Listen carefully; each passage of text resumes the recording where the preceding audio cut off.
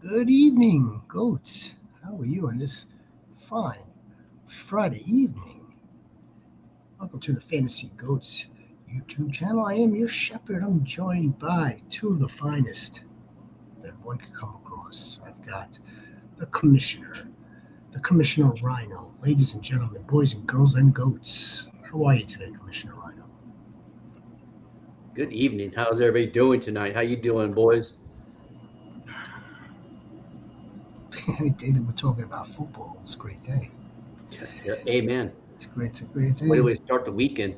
It's a, this is a great time of year. It really 100%. is. And You know, also a scary time.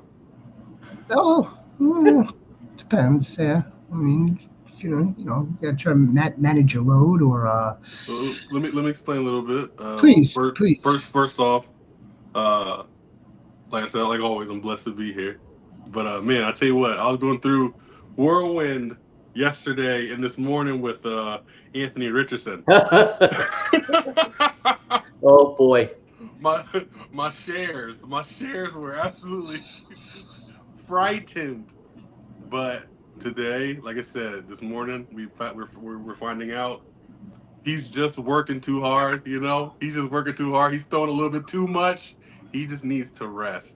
That's You all. know what people aren't taking account for is the fact that he worked with a quarterback coach during the off season. So that was just repetition, repetition, repetition, Yeah, repetition, repetition. And if you're not used to that, your shoulder's gonna be sore. exactly. And like I said, I mean, because it was so out of nowhere. It was so out of nowhere. I'm like, did he like run into somebody in practice and just totally destroy it again? And yeah, so like I said, just to hear it today, like, okay, he's just tired. He needs Yeah. to rest. Okay, we're good. You We're good to can't. go. Shit.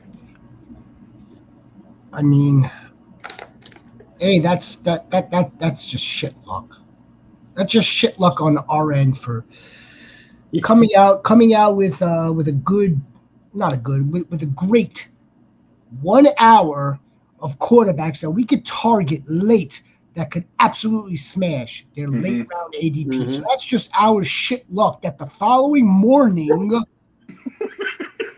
this dude is now shut down until, I mean, hopefully Well, like I he'll said, it was reported he's good to go for training camp. So yeah, he'll be there for training camp, but just for the rest of mini camp, he's out. He's just like I said, his shoulder is just tired. He's good. B. We're gonna get to B in a second. Sniper, you just made your final pick pretty much an entire overnight worth of clock that went probably all the way down to the end. Look, good lesson learned as we had in our dialogue. It's one of the reasons why I'm not playing in a certain league.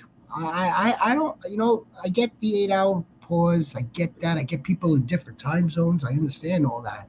I really do. But when we're drafting with slow timers, you see a certain kind of etiquette that takes place, right? A certain kind of etiquette. And there's usually one or two people that kind of like go against good etiquette.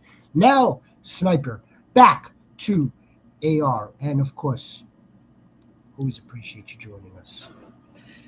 He doesn't have that luxury of saying tired. He doesn't have that. That he already he wasted that last year. In the middle of the season, he said it on. I was just feeling tired. He doesn't have that card to pull.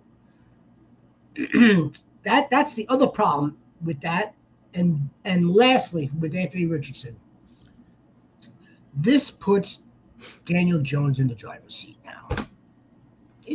I think it puts him in the driver's seat. It very well could. Yeah.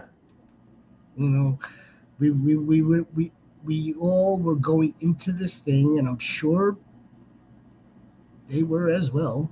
That this was going to be a good, healthy, even Steven quarterback competition. No one had a leg up on the other. They were gonna go through this thing all the way through a couple of preseason games. I would think now Daniel Jones is, I would say, slightly in a pole position. he's the one that's available right now. He's the one that's still taking reps. OTAs is gonna, this mini camp will end obviously.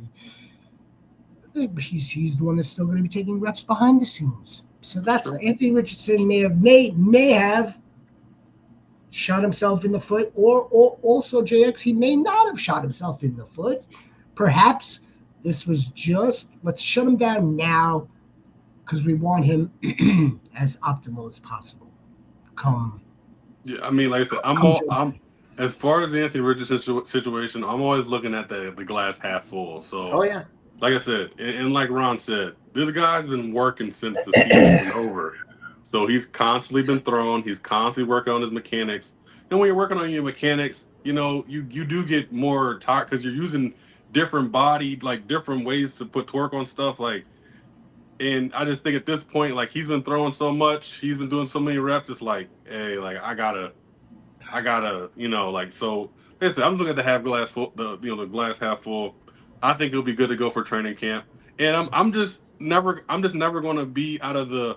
I don't think Daniel Jones is good. I just don't think he's good. So if that's what you're relying on as the Indianapolis Colts, I mean, good luck to you. We're gonna revisit Daniel Jones in a little bit. Not really because of Daniel Jones, but we're gonna revisit that man, that quarterback in due time. It should also be noted while we're in the news and notes section, Goats, and we're going to get into our favorite picks in the first and second rounds in just a little bit. If you're just joining us now, or if you're going to be watching our show at any time, just please give us a like. Please subscribe to the channel if you're new.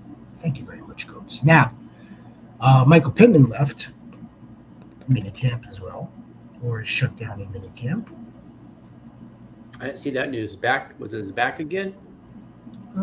He actually did run into somebody during drills, and they kind of took him out, and they've been holding him out ever since. Yeah, so Michael Pittman shut down. We'll wait on that for. I think Josh Downs too. Yeah, I mean, look, they have a pretty stocked wide receiver room, but at the same time, it's like, what good is it? A, when you're not exactly sure who the quarterback is, and B, all it takes is a couple of injuries or two before that stocked room starts to get depleted. And again, it's a good thing that this is just June 6th. Yeah, better now than. Yes. Very at the beginning of the season. Yes. Or the middle of the season. That's my number one selling point to basically my home league, and anyone else who says, well, how can you draft so early? We should draft once preseason is over. I'm like, man, draft early. Oh, what if someone gets injured? Yeah, what if someone gets injured?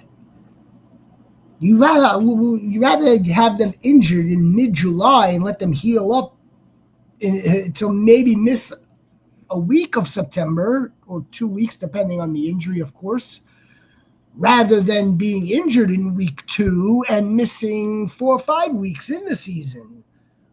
Right? I might as well get it out of the way right now. Of course. That's my way of looking at it. That's my glass half full for you guys. You're not going to get that much from me. And I also don't want to, I don't want to, buy too heavily into injuries. Like, you really shouldn't. Like, I remember last year, and this was closer to the season. I remember close to the season last year where it came out maybe 2 weeks before the season started.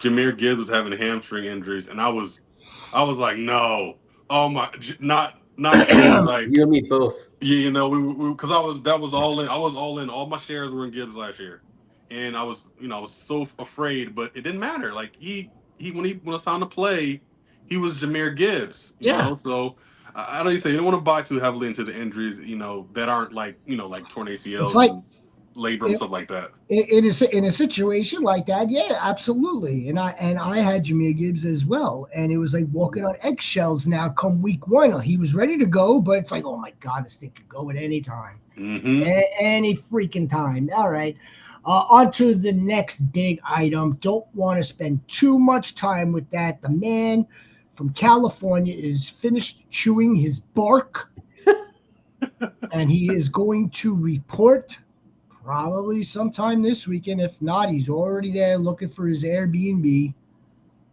That's right. Rodgers is going to join the Steelers. This was not a surprise. It was a matter of not if, but when. When was, well, like their mandatory mini camp is due next week. Is scheduled for next week, and now he's arrived. Him and his 40-year-old self. Now, I saw an interesting tweet. I'm not sure if the dude was being sarcastic or genuine. It didn't really make that much of a difference because my quote tweet to it was, yeah, his arm is still 23 years old, Aaron Rodgers. He's just the Statue of Liberty moves better than him. He can't. Yeah, look. I don't care what clips you're going to show me. Yeah, of course he could maneuver a little bit here and there. But if he's got pressure on him, forget it. How do you feel about DK Metcalf? How do you feel about Pat Freiermuth? How do you feel about Warren and Caleb Johnson and anyone else that might be relevant? I said Pat Freiermuth. How do you feel about Sniper's tight end on the Steelers, Pat Freiermuth? Terrified. Terrified. Not necessarily because of Aaron Rodgers, but there's too many rumors floating around that they want another tight end. Aaron Rodgers being there, I think, is a good thing for everyone who's catching the football. But yeah, Pat Freiermuth, I'm kind of terrified for him. I'm more excited for, believe it or not, Roman Wilson. Yeah, same here. I think Roman Wilson is going to be relied on for Aaron Rodgers than I think just about anybody else is. I think DK is what he is. Being that, like, we already know that he's good for 1,000, maybe 1,100, X amount of balls. He's not okay. Yeah, I don't see him having like an explosive season. I expect them to see the traditional 1,000 to 1,200, 8 touchdowns, 70 balls. Exactly the way it's always been. Par for the course. Yeah, I agree. I completely agree. Anyone who says that Aaron Rodgers loves to funnel passes to his wide receiver one. Who's been his wide receiver one for the last half decade? Oh, I mean, it's almost like we're talking apples to oranges. Mm-hmm. DK Metcalf is not Devontae Adams. No, he's not even close. He is not. It's as simple as that. We don't really have that good of a book with just Garrett Wilson and Aaron Rodgers. Not that good of a book. But yeah, okay, so he likes to funnel. Everyone loves to funnel passes to their wide receiver one. DK Metcalf isn't just going to all of a sudden turn into Jamar Chase. No. Stop. Sniper, I don't really like Muth either. A lot of people do. Pat Freiermuth just, he's not really living up to like his potential, I don't think. I think Pat Freiermuth could be good, but I think it would probably take another system. He was. When Roethlisberger was quarterback, he lived up to his potential, but since then, who's thrown to him? Well, did he play with Ben Roethlisberger? I believe so. That's what he did rookie year. His final hit, or his rookie year, Roethlisberger's final season. Yeah. He hasn't been in the league that long. That's kind of. That I can see. What do you need repeated, Sniper? Which part? Yeah. And you would think that this system in Pittsburgh with Dr. Smith would be kind of friendly to the tight end. But yeah, I'm with Sniper and I'm with the consensus right here. I'm not big on Pat Freiermuth, but let's not talk about Pat Freiermuth. We'll get to Pat Freiermuth some other time. We will. So yeah, Rodgers, look, I think it's, again, it'd be wild for anybody to think that this man's going to come into Pittsburgh, throw for another 35, 40 touchdowns, 38 to 4,000 yards. You're crazy. The Ravens twice. The Browns defense. Myles Garrett. Okay.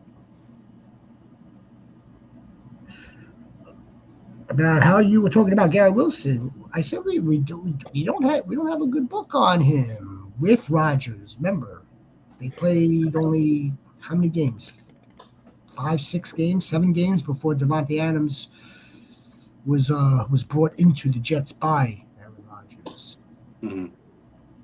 Garrett Wilson had, I know I'm repeating myself for the sniper. Garrett Wilson had his best season last year, but that was working in tandem with Devontae Adams. Aaron Rodgers had a pretty good year last year. Let's not make any mistakes about it. He had a better year than I expected, but a lot of that came in Week 18. I mean a whole boatload of it, like close to 400 yards and 4 touchdowns almost against Jacksonville. And yeah, it was wildly inconsistent, but he did wind up doing better than I expected.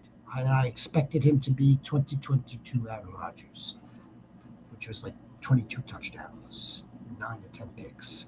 Anyway, guys, why don't we get into some of our favorites in the first round? Let's push it forward a little bit. We know who 1, 2. You could go back and forth between the two: Jamar Chase, Bijan Robinson. Mm-hmm.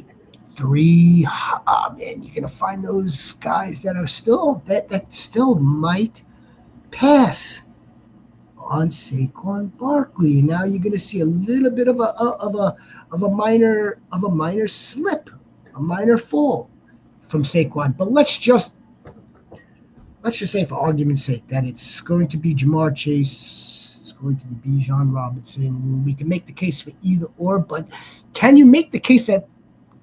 someone make the case why it shouldn't be Jamar Chase? Yeah, I can. I know you can. Yeah, I certainly can. Jamar Chase. Now I need to put another disclaimer out there, okay, audience. This does not mean that Jamar Chase is going to have a bad year. This is not what I'm saying. But what I'm saying is there's statistics against him not being wide receiver number 1 player overall again.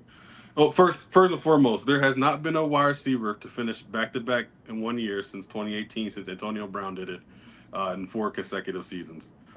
What a terrible tragedy, because he should be a first ballot Hall of Famer. But anyway, aside from the point. We can't seem to escape the Steelers today. I know, right? Another thing. The Baltimore Ravens defense is not going to be nearly as bad as it was last year. Jamar Chase averaged 50 points per game against the Baltimore Ravens alone. That accounted for, oh my gosh, nearly 100. Yeah, 25% of his fantasy points last year came in 2 games against the Baltimore Ravens. And something that I don't think people realize for a large majority of last year, before T. Higgins got hurt, he was out targeting Jamar Chase for majority of the beginning of the season. What was carrying Jamar Chase for the beginning of the season was his touchdown output, because he knows how to get in the end zone. That is something that he's been great at. And I also think towards the end of the season, they were going really hard to make the playoffs, but they were also chasing the Triple Crown. So I also do think that kind of inflated his stats towards the end of the year a little bit. I wouldn't put all my eggs in a basket to take Jamar Chase 1 overall. I'm going to go with history. I mean, as much as I love Jamar Chase, as much as I love the talent of Jamar Chase, I mean, history is working against him, at least since 2018. So, I mean, it is possible. We can't rule that out. But Rhino, I mean, look, if you're gonna, if I get why some people, many people actually, will pull the trigger on Jamar Chase, because they're gonna say, how could you pass him up? How could you do that? I know, but like, I think the case that JX is making, which is a good case, is that you should still expect a really good season. Absolutely. You should just respect the regression to the mean. So that would be what's his average now? What are we talking about? His average is probably ranging anywhere between 13 and 14. Because again, we're going to inflate last season to his average out last season before, and that's about what you're going to get. I would think. So yeah, absolutely. And look, if he doesn't have 17 touchdowns, he could still feel good that he's probably going to get over 10. Yeah. And he's probably going to get close to 100, barring that he stays healthy. There's a good case that okay, fine. I get it. So now, it's like I look at it like this, and everyone can look at it differently. If you take out the three major games that he played, he's relatively still very high. He's like wide receiver 5-6 in points per game. So would you rather take the risk on finding the next number one guy who could be potentially 5 guys ahead of him, or are you just playing safe and you're going to get a top 5 wide receiver, at the number 1 overall pick? Yeah. Hello, Big Jack Energy. How you doing, brother? How you doing? I was just thinking about maybe just skipping right over Bijan. Let's skip right over. I just, maybe we should just talk about Disco's, one of Disco's favorites, or my favorite. But look, what if somebody were to go with the idea of drafting Bijan first? Let me give you some numbers here. All right. Oh, okay, go ahead. So, please. 279 carries, 1,305 yards, 64 receptions for 788 yards. Okay, just keep that in mind.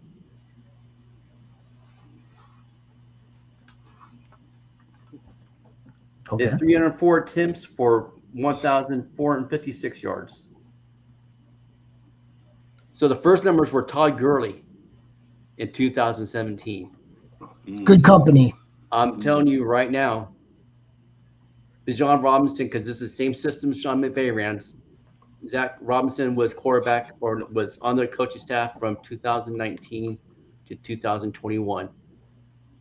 He implemented only 80% of the offensive system, and by the end of last season, Bijan Robinson was cooking. He's going to cook a little bit more. He's going to put up almost those kind of numbers, I think.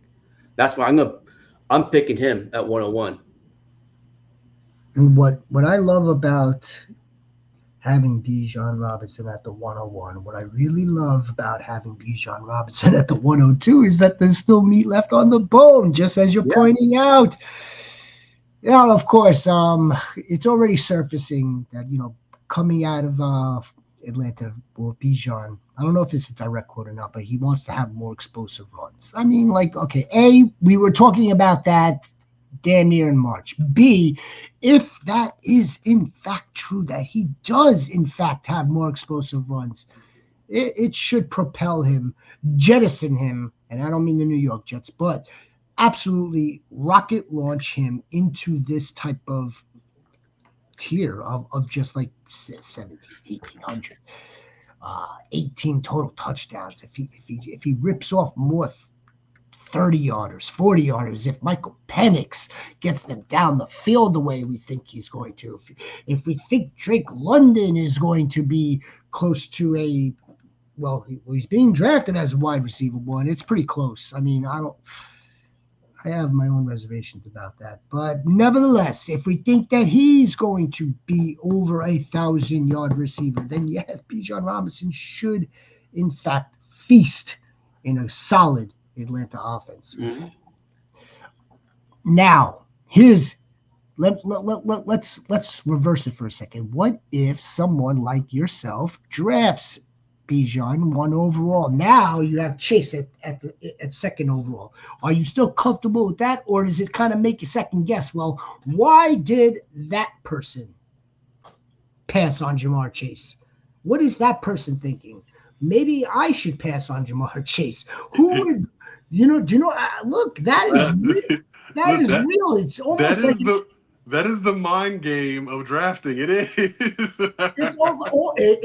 It almost feasts on like the NFL premise of someone falling, like Shadori falling terribly.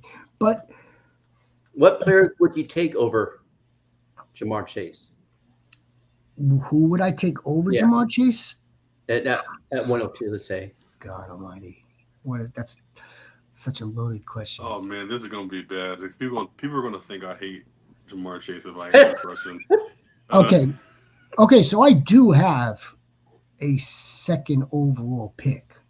Now I'm going to operate under the assumption that dude is going to take Jamar Chase. Now I have the choice.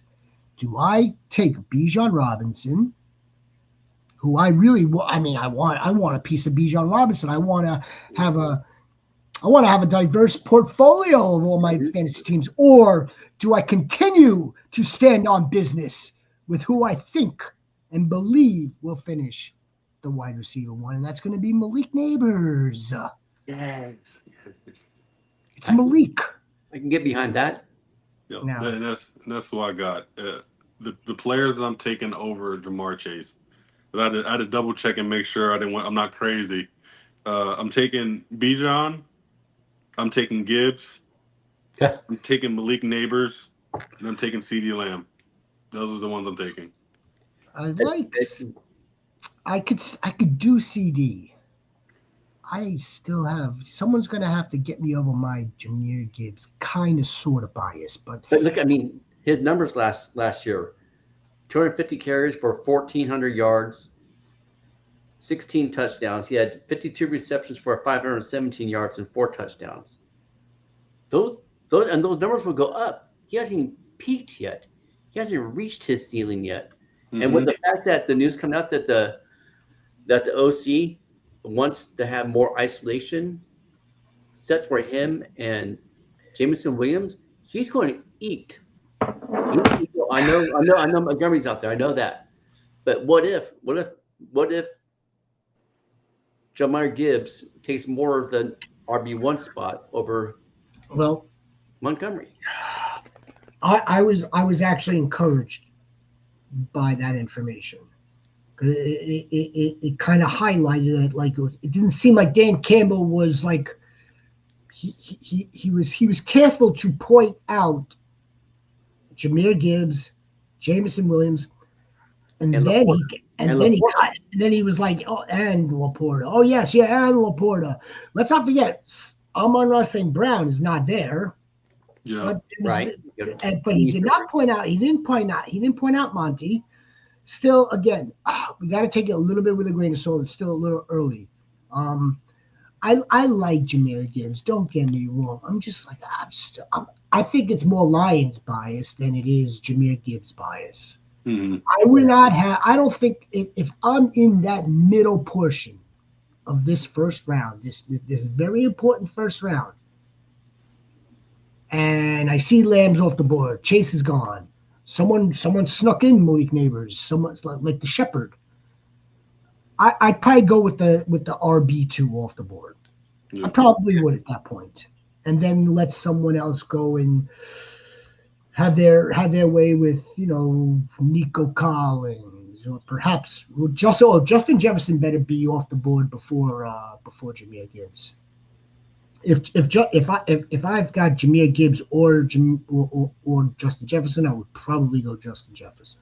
See, I think it's weird this year. The drafts I've done, some of the best ball drafts, and then the redraft that we did, I have gone running back heavy to start. I'm not usually doing that. I never have really. I usually gone wide receiver heavy, and then running back and stuff. But something that stuck in my mind from last year that the Shepherd said in one of our start and sit shows was, it's better to have a running back instead of running back in the flex than a wide receiver because of touches. So with that mindset now, I'm going running back heavy just because you can get decent wide receivers in the 4th, 5th, 6th round and build on that. Because if you have 3 stud running backs, whatever small deficiency the wide receiver will have, those running backs will carry it. Yeah, and the fact that it's still less volatile of a position. That's for Mhm. certain. It's definitely less volatile, and there's so many of them. But again, I'm not suggesting that what you're doing is not a good strategy. You know what I mean? The running backs, they've made their renaissance, the return Yeah. of the running back, and look at where. So look at the Sniper's latest draft. 1.11. If Gibbs is going to fall to 1.11, he should not be going anywhere out of the first round. So yeah, No. that's a great pick there, Sniper. I feel like you could get more points and fantasy with tight ends and wide receivers, in my opinion. If you have a running back that is a dual threat running back, just like a dual threat quarterback, you can get more points out of that running back. Okay, if this is tight end premium, because tight ends are always premium, right?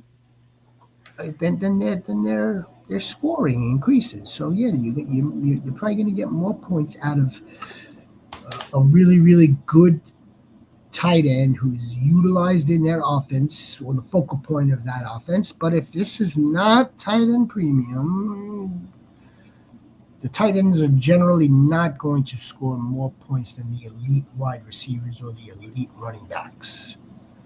But again, it's also knowing like like where you're drafting. Like for instance, like if you're gonna have someone like Kittle's fall to like a sixth round or later, even, which I don't think is going to happen. Grab George Kittle's and he will outperform and outscore. The chances of him outscoring most of the same guys that are wide receivers and running backs in that round are good. Right. So that's where, yeah, you can get more points out of Kittle, sure. But I don't know if we're going to get more points out of Brock Bowers. So let's get to Brock Bowers. Then I'll get back to Malik Neighbors. Well, Yeah. you know what? Maybe we should save Malik for another show. Because I watched 9 minutes of Malik Neighbors. Malik special. A 1 hour special on Malik Neighbors. I watched 9 minutes of Malik Neighbors highlights last night. It was 9 minutes worth of like the Giants 2024 season, more or less. Were you weren't trying to sleep? I don't sleep. But I say if you watch Malik Neighbors 9-minute highlights, you're jacked up. You're not going to sleep No. after that. Especially after you drink some Celsius. Yeah. Yes, it's Celsius is one hand and just like Neighbors. My wife gets so mad at me because I'll be watching highlights and be like, oh my god. JX, I was like looking up where like my closest local football field was. That's what Malik Neighbors highlights will do to you. Brock Bowers. Now again, last season was fantastic. Yep. Non-tight end premium. This is a dude that's going to go in the late round, first, the 1-2 turn around that area. I don't see it. I don't think we're going to get the same season. No. Really? Even if touchdowns do go up a little bit, I don't think we're going to get the same amount of catches. I don't think we're going to get the same amount of yards. This is why I think that's the fact that they have more weapons. They have better offensive skills, players, and they have Genty now. 2. Plus, you have a quarterback isn't going to be dependent on the tight end like Geno Smith, unlike AOC was and Gardner Minshew, and whoever, and Ritter. All three of those, they were more dependent on throwing to the tight end because he was open. But now with Jack Besh and all the other weapons they have, they're going to be more reliable, relying on them. I think they'll be 1A, 1B in first look. But I think that's why Bowers, it's not going to dip that bad. He'll still probably be tight end 1, but he won't have the season he did last year. Yeah, I'm like complete opposite on you guys. I am potentially reaching on Brock Bowers. If I'm there around pick 8, and it follows suit, I'm taking Brock Bowers. I think having that good of a tight end is important, just because the the range between tight end 1 and like tight end 6 is drastic. Yeah. You know, we're talking about 16 points per game in Brock Bowers versus, you know, a shot in the dark in the mid rounds and getting 11 to 10 points. Like you're starting every week at a 6-point advantage, in my opinion, with somebody like Brock Yeah. Bowers. Like that's why I think like a couple years ago I wasn't afraid to take Travis Kelce in the first round because that advantage is so wide. I mean, Brock Bowers scored so many points last year; he would have finished as wide receiver number 9. Like that's really valuable in my opinion. So Brock Bowers, who is ranked, I should say, not necessarily going ahead of, but is ranked one spot ahead of Devon Achane. Brock Bowers 2024 in half PPR. Mhm. I'm looking at half PPR. 206 fantasy points. The guy right below him, Devon Achane, 260. You want to talk about disparities, JX? Yeah, that is a big. I was looking at PPR. You cheated. I did. I did. I should note that unless I'm going to be looking at or at one of our leagues with the custom scoring, then it's always going to be half PPR. But nevertheless, that you want to talk about again. Look at that disparity. I know. I get why Brock Bowers is going to go in this spot in this range because of the positional scarcity, as JX is pointing out. But I don't give a. I'll make up those points. I'll make up that 60 somewhere else Mhm. with a home run wide receiver or a smash running back somewhere else, and of course the later round tight end. I'll make up that 60 somewhere. That's the way I'll look at it. I get why people want this tight end one. And even Trey McBride. So here, if Brock Bowers was 206 going ranked 15th, Trey McBride ranked 22nd going into the second round of most drafts. 194. Why is Trey McBride going all those spots down when it's only 12-point difference? Why? Go ahead, Ron. The only thing I could think of is they think that Bowers will get more targets than McBride. Maybe they trust Kyler Murray more than they trust Geno Smith. maybe it's the two different offenses. I don't know. It doesn't make sense. It doesn't make sense. Especially because how many years? See, this will be McBride's what, 5th year? It does. But there's proof. There's proof of what he does year in, year out. If you're gonna and I'm not saying you, but if you're gonna make the case for Kyler, I'll make the case for Geno. Why not? If you're gonna make the case for, you know what I'm saying, I'll rebut or refute, I should say, any stance. And right, if we're just going purely on fantasy points, then Trey McBride should be going a couple of spots below. Not several. Not according to this anyway. I think it's because people are afraid of the emergence of that Marv might have, because that is a ticking time bomb. Like Marv's a ticking time bomb. Like, eventually he's going to be the man. In respect to the Raiders, but we don't know that Jack Bech is going to be the man. No, we don't know if Jacoby Myers is going to be the man. Brock Bowers is the man. I have faith in Jacoby Myers to be the man. I know I'm on my own island with that, but yeah, I have faith in him to be the man. Yeah, he's making a joke on himself right now. He's kind of no. It's yes, you are. Yes, you are. Because you just said it. You're on the island. You're on the Jacoby Myers island. I am. I'm on his island all by myself. You're my flag's planted. We're definitely making the Jacoby Myers reference from like a week or so ago. Anyway, I don't see. Here's the thing. I think this is important. Brock Bowers is a little overvalued. I think Trey McBride is probably right in the right spot to be taking, and that's where Brock Bowers should be. I think Trey McBride is being drafted right there at his ceiling. No ifs, ands, or buts. Perfect spot. If he were to fall a little bit, fall into the early third round, even better. Brock Bowers is the one that's being drafted too high, overvalued. That's my take on that. It feels like a for me it does. It feels like a Jamar Chase Malik Neighbors situation because I'm drafting Malik Neighbors, assuming that I'm hoping that he'll be the wide receiver one. But if I draft Jamar Chase, it's safe. As far as Brock Bowers, you're drafting Brock Bowers hoping that he can he'll take another step and explode, opposed to exactly what you're getting from Trey McBride. Mhm.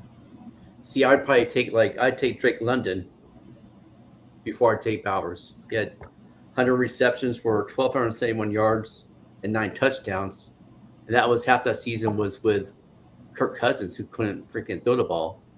He had more. I think he had most of his touchdowns with Penix. Penix has it a year into the system, and maybe I have too much faith and hope into the offensive system, but I've seen it for how it can work.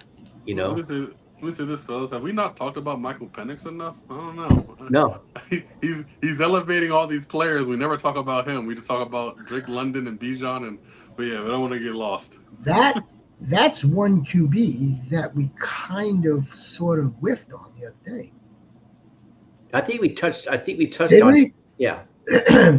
I had him down. I had him down in the list, but it was just more fun to talk about Anthony Richardson and what's my guy's name? What's my guy's name with the JJ McCarthy? Yeah, JJ McCarthy. And, Good news is that we have between now and September 7th until we get right into the draft season content. And on that note, give us a like, please. Subscribe to the channel. We will be delivering to you fantasy football advice between now all the way to that said date and then beyond. Guys, you guys want to all right, Drake London. He had a good season. He had a really good season. Mm-hmm. I think I guess we're drafting Drake London in the second round. Maybe he exceeds that ADP, or maybe it just stays around the same. I don't see him really getting into that Jefferson, CD Lamb, Chase, Malik conversation. Even Brian Thomas Jr. I don't see that for Drake London for some reason. I see Michael Penix getting him the ball. Yes, I do see that. I don't see him having like some sort of explosion though. Someone tell me why I'm crazy. Well, because there's you haven't seen enough of it. That was his first. That was his first season. Yeah, that was his first season. 1,200. Yeah. Just got 1,200 yards. It was a really good final week, I believe. So if he went up to 110 catches, that might push his yards up to 1,400 yards. Is doable. I would add 4 more touchdowns to make it 13. Those are decent numbers. Those are good numbers. I know it's a short sample, like it is, but it is enough of a sample for me to go off of what I thought initially from his college evaluation, and I think his college evaluation is kind of showing now too. Michael Penix is a talent elevator. Mm-hmm. Like he made Roma Dunze a first round pick. He made Jalen Polk a second round pick. We think Jalen Polk is the absolute garbage now, but just a year ago, Michael Penix elevated him to be a second round pick. In those 3 games, like I said, in those 3 games that we were talking about, mm-hmm. Bijan was top 3 points per game. Yep. Drake London was top 3 points per game at wide receiver. So he's going to continue to elevate them for the whole entire season. What does anyone know what Drake London finished last year in total points? Finished 5th. Oh, I didn't know. I was Yeah, I'm just saying he finished 5th in points total for wide receiver. So See, right he only can go up from here with a better quarterback because Kirk Cousins only played 2 good games last year. Yeah. Or maybe Kyle Pitts comes on. Maybe Darnell Mooney. Well, not maybe. Okay. I think they're all going to have better seasons. Yeah, I think he elevates everybody. I mean, he elevated Ray McLeod. Ray. Well, no, he elevated Cordero Hodge. Yeah. One of our channel's favorites, Ray. Yep. Yeah. Look, I don't want to. I'm indifferent. Okay. I'm not out on Drake London, but I can't bring myself into Drake London either. I'm not. Maybe it's because I'm all in and tied to their running back. Where I need those other pieces to succeed, especially the quarterback. Right, we need those pieces in order for Bijan to succeed. But I like Drake London. I'm just not completely fully sold on Drake London. Let's get to a couple. Hold on, really quick. So he's currently being drafted as 1, 2, 3, 4, 5, 6, 7, 8, wide receiver 9. Yeah. That feels a little low. Like it does. Exactly. I can make an argument for everybody that's in front of him, except for Jamar, CD, Malik Neighbors. Jefferson.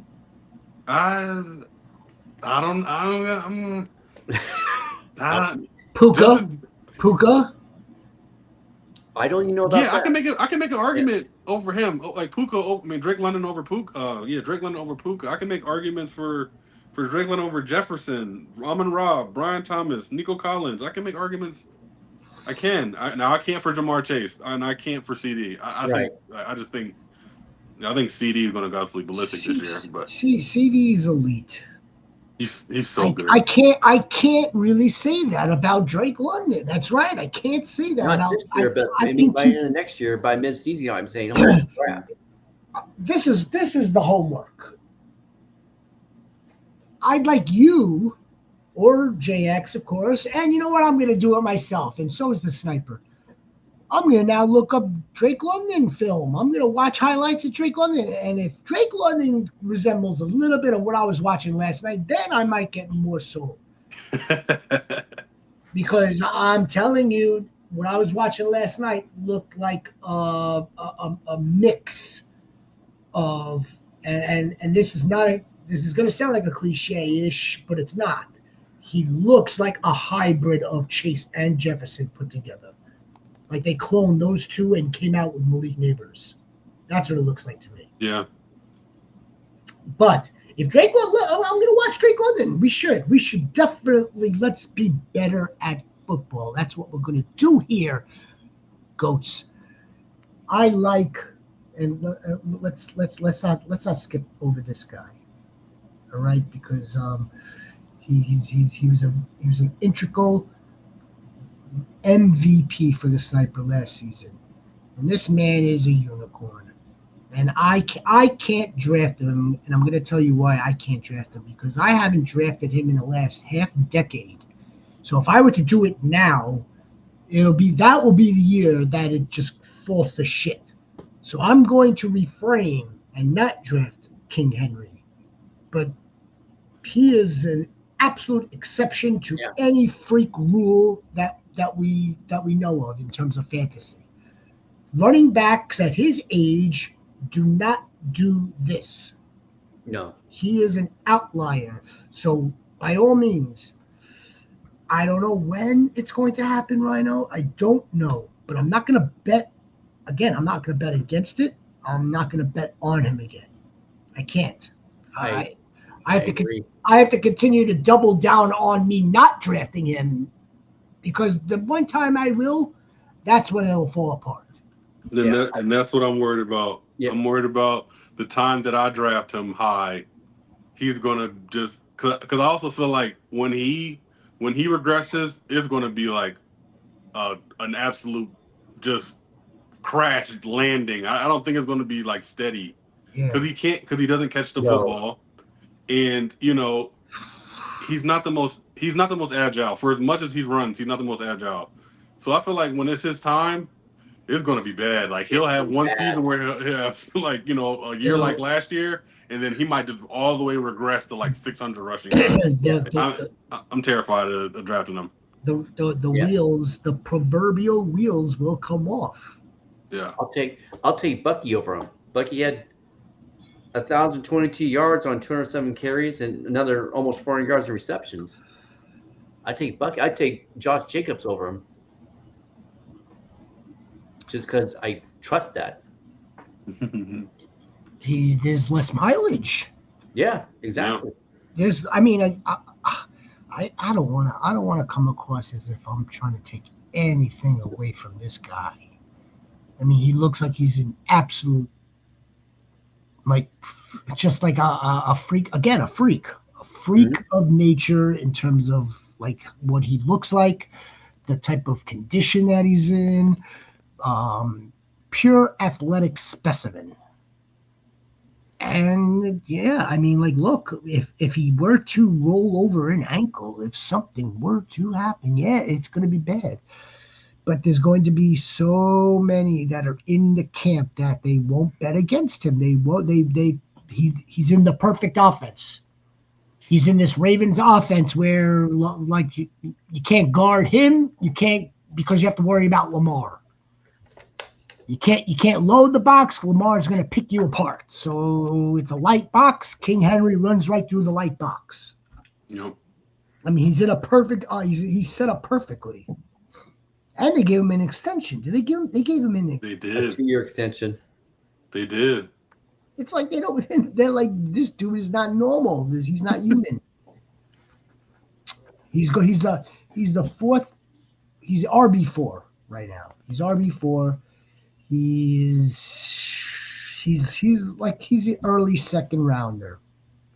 If someone's taking Nico Collins, if someone is drafting BTJ, and it's going to be a while before you pick again in the third. Although, again, I don't think that means you should necessarily feel compelled to take Derrick Henry, because you are going to get another running back in the third. Just, it may not be brand name Derrick Henry. Right. You're definitely going to get another running back.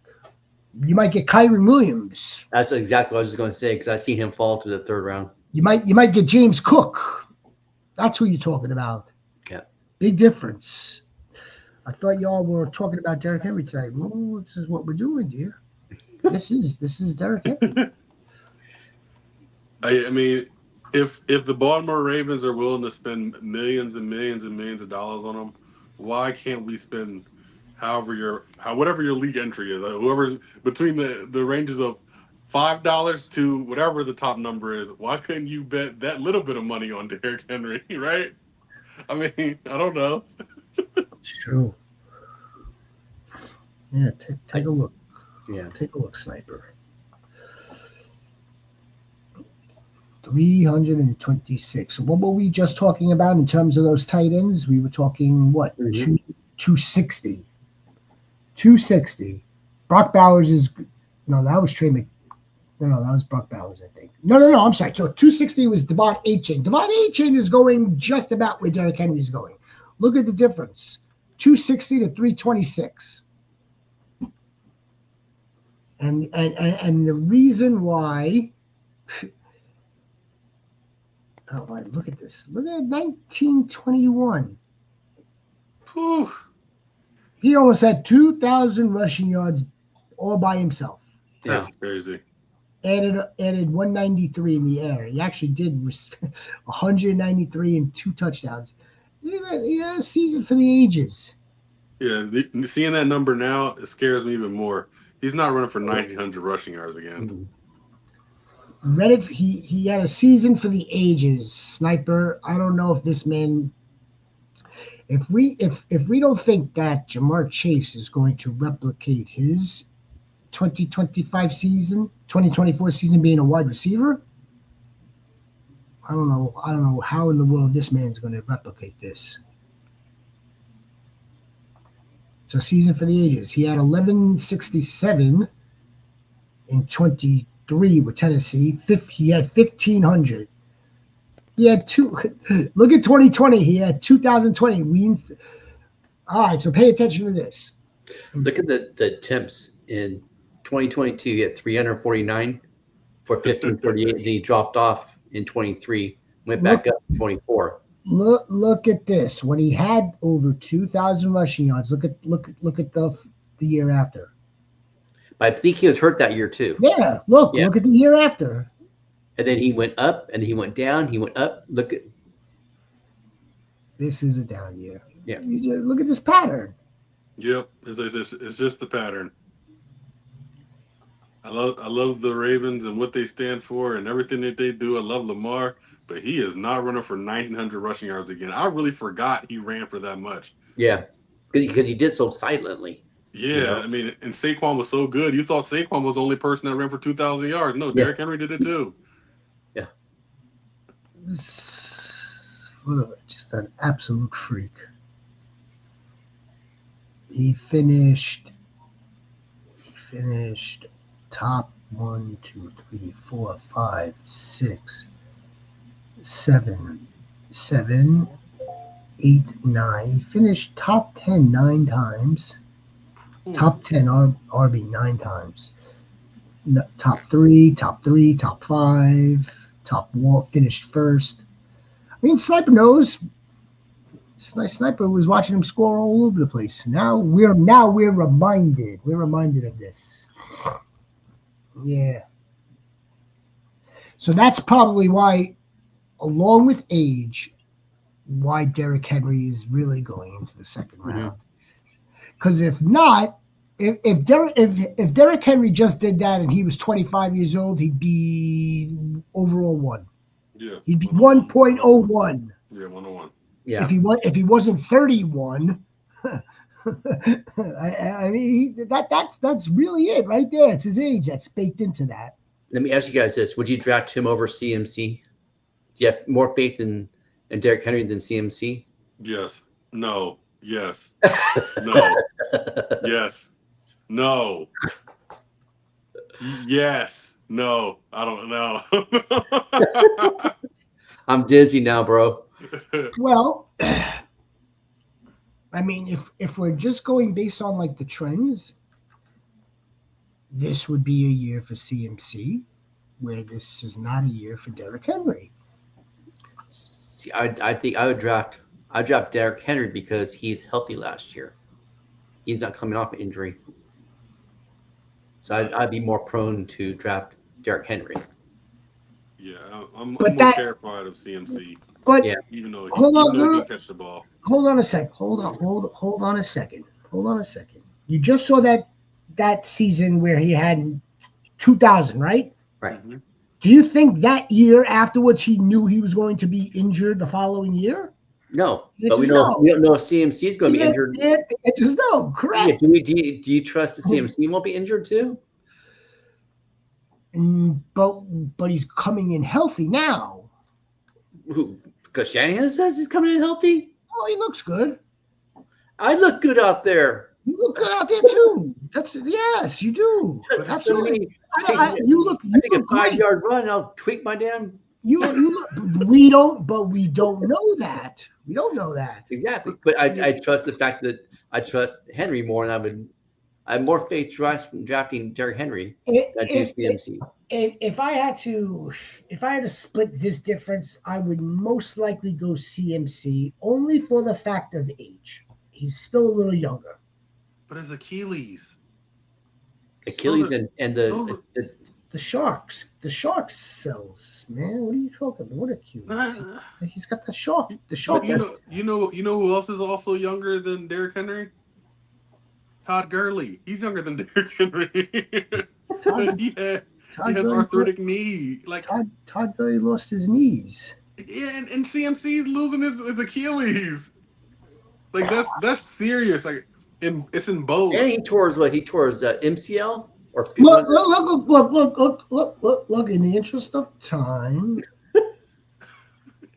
saving CMC. we did say last time we were talking about CMC. It's really like your risk tolerance on him. No, yeah. It's it's the ultimate like rolling of the dice. Like, look, they're going to be 49% of people are going to want that because if he does stay healthy, you have a potential RB1. The people that are going to stay away from him because they are worried about his heel, his calves. Yeah, I get it. Yeah, Mel. Take that risk, man. Draft me in the second round. I'll get you some points. What position though? Running back? I'm a dual threat. You're a dual threat. Yeah. I'm a dual threat. I'm a running back that can catch the ball magnificently. Sniper Mel's not drafted CMC this season because CMC spent enough time on her bench last year. That's why. She got sick of him on the bench. That's why. Yeah. Again, it's risk tolerance with both of those players. It seems according to what I'm looking at, Derrick Henry probably has a little bit better health resume, a little bit better. Yeah. He's a little bit older, but he seems to have a better health resume. I think CMC offers you something Derrick Henry does not. The catching. He's an excellent pass catcher. Yes. He's an excellent pass catcher. He could take that. He can probably run most routes. He's a great catcher. Didn't he even go? Yes, he went to Germany. That's right. Yeah. He went. He got. We don't know why he went to Germany. Because it's not approved here. So he went there. He seems to be all right. He came back okay in terms of his heels, but he screwed up his knee, and that was probably like an overcompensation type of injury. Because you're favoring something, you screwed up something else. Exactly. All right, yeah, no, CMC's again. I know where the Shepherds, all three Shepherds here stand. I would probably roll the dice again. We played enough leagues where we could test it out, right? I mean, I'll attempt to have McCaffrey on my roster one way or another. I will too.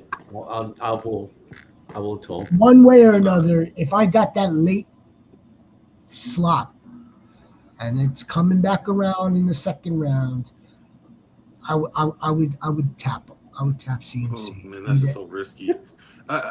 Seriously, I mean, in a perfect world, I wouldn't touch either of them until the late third. Can we agree on that? Yeah, I could definitely agree with that.